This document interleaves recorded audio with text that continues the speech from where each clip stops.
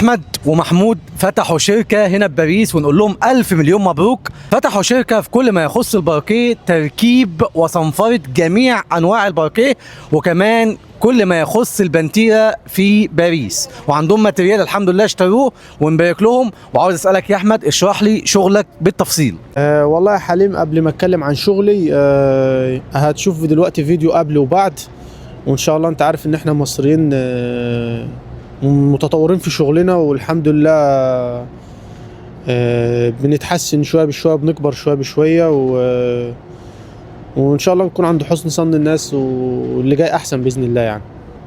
طبعا يا جماعه ظهر لكم فيديو بالنسبه لشغل احمد في مجال الباركيه، وطبعا شغله الحمد لله المصريين معروفين هنا، كل المصريين معروفين بشغلهم وكفاءتهم في مجال الباتيمو وفي كل المجالات بفضل الله سبحانه وتعالى. وانت يا محمود قول لي بتعمل ايه بالظبط؟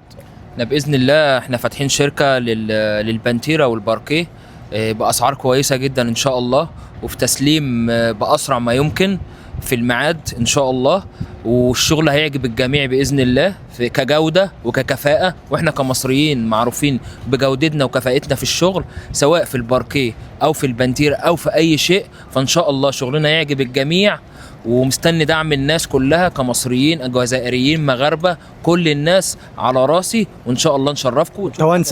والتوانسه طبعا، كل العرب، كل الناس على راسي، وان شاء الله تشوفوا حاجه تشرف باذن الله. مستنيين دعمكم بس، وان شاء الله خير. اي حد يا جماعه محتاج حد يعمل له شغل في البنتيره او الباركيه في اي مكان في فرنسا، عندهم ماتريال، عندهم كل حاجه، ومستعدين يتحركوا في اي مكان. اسعار متميزه جدا، وعاملين عروض بمناسبه افتتاح الشركه. معلش يا احمد قول لي رقمك بعد اذنك. 07 50 1999 42 في الاخر. قدامكم دلوقتي برضه رقم احمد على الشاشه. اي حد محتاج احمد او محمود في شغل الباركيه او البنتيره، جنرال هنا وجنرال هنا، او الصنفره او تركيب اي نوع باركيه، تقدروا تتواصلوا معاهم من خلال الرقم اللي قدامكم على الشاشه. ومحمود بعد اذنك قول لي رقمك. 06 250 90 275.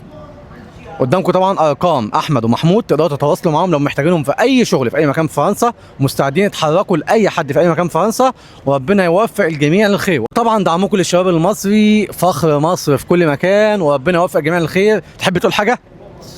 التوفيق للجميع ان شاء الله. مستنيين دعمكم، وان شاء الله تشوفوا حاجه تشرف جدا جدا. وشكرا ليك يا استاذ حليم، شكرا ليك جدا حبيبي يا كابتن محمود. السلام عليكم. السلام.